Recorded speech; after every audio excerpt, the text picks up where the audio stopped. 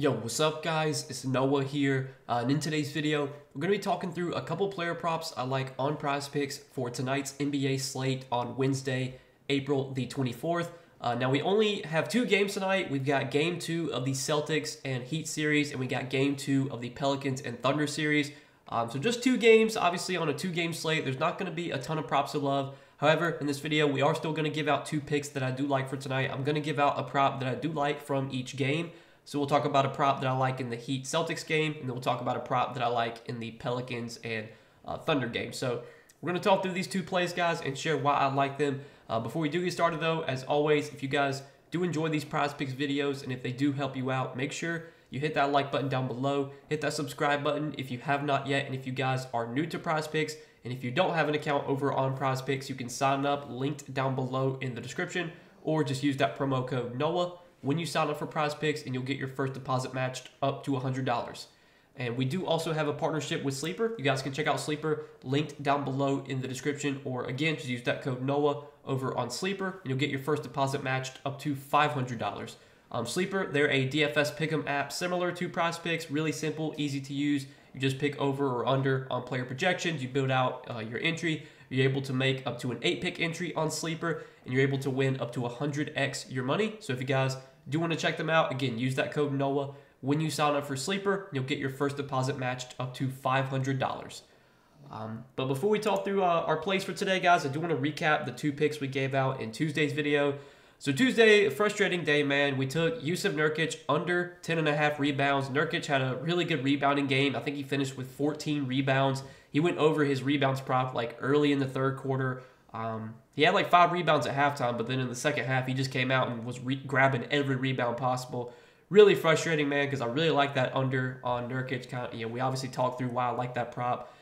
That play missed, unfortunately. However, we did take Malik Beasley under 9.5 points, which was pretty much a sweat-free cash. Now, I'm recording this video while that game is still going on, but it looks like Malik Beasley is not going to have a chance to go over. He played like 5 minutes in the first quarter and then didn't sub back in. He pretty much just was out of the rotation. I'm looking at the game right now. I actually have it like above me, and I don't see Malik Beasley on the floor with like 5 minutes left. So Beasley under 9.5 points was sweat-free, but man, Nurkic under 10.5 rebounds was a loss. So we still chalk up the 2-pick entry or the 2-pick lineup from yesterday. Really frustrating, man. Not been doing very well lately with our Prizepicks plays, but I know we're going to bounce back at some point. Just got to stick to the process. And obviously every day I come on here, I'm going to give you guys in-depth reasoning behind all the plays I give out. If you want to tail, that's totally up to you. But I'm always going to feel confident with the plays I put out there, and I'm always going to have my analysis to back it up. So let's talk through the two picks that I'm liking for Wednesday, guys, and hopefully today can be the day that we finally get back on track. So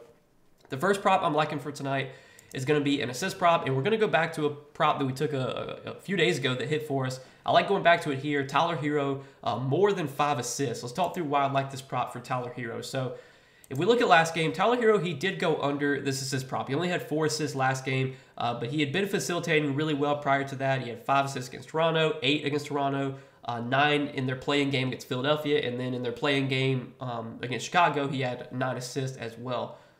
So he's been assisting very well lately prior to last game. But if you look at the kind of the advanced stats last game, like Tyler Hero still had plenty of assist opportunities. Miami just couldn't really make a ton of shots. I mean, this is not a matchup where you expect Miami to put up a lot of points. It's a very tough spot. Obviously, Boston, really good defensive team.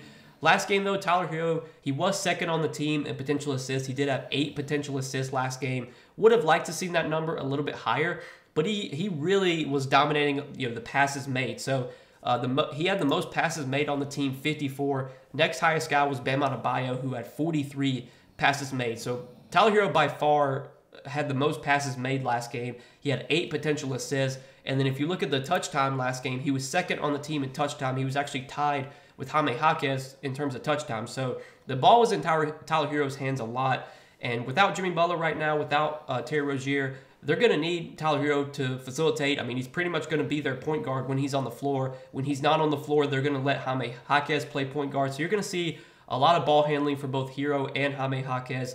And Hero, he's had pretty good assist numbers in the past without Jimmy Butler and without Terry Rozier. If you look at this season with Terry Rozier and Jimmy Butler off the floor, Plus, if you take Kyle Lowry off the floor, because obviously Kyle Lowry is no longer on the team, if you look at the minutes that Hero has played this season without Lowry, without Hero, and without Jimmy Butler, he leads the team with a 24.8% assist percentage in those minutes. So he's been facilitating well in the minutes he's played without Butler, without Rozier, and obviously without Lowry as well. And I know the matchup against Boston might not be ideal, but this 5 assist line I think is a little bit low on Prizepicks. I would play this to 5.5. I like getting it at 5 though on Prizepicks, because at 5 you do get that push potential on the chance that, on the off chance Hero finishes with 5 assists, it won't technically be a loss. If our other play hits, we would still get like a 1.5x payout. So I like more than 5 assists for Tyler Hero here. I think the assist opportunities will be there. We're just going to need Miami to make some of their shots. Hopefully they can do that in this game. And I know, last game, Hero, he only played like 34 minutes, which was definitely a little bit low.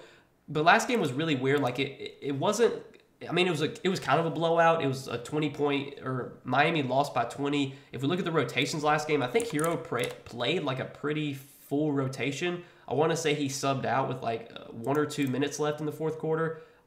He actually, no, he played his full quarter. Like he didn't sub out at the end of the game. But if you look at the minutes, he only played 34 minutes last game. I think that is a little bit low for Hero. I think more times than not, especially without Butler, without Rozier, I mean, they're going to need Hero's offense. So I would expect more times than not Hero plays like 37, 38 minutes. In their playing game against Chicago, I want to say he played a bunch of minutes then. 33 minutes in that game. That game was a blowout though.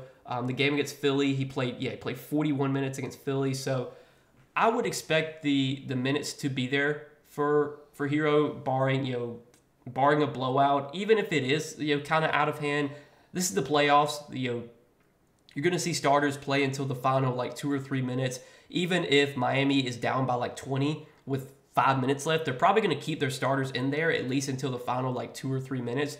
So you don't have to worry about starters only playing like 29, 30 minutes. In the playoffs, you're going to get like 34, 35 minutes minimum for guys like Hero. And then if the game's close, you could see Hero play like 39, 40 minutes. So I like this play as our first prop for tonight, guys. Tyler Hero, more than 5 assists.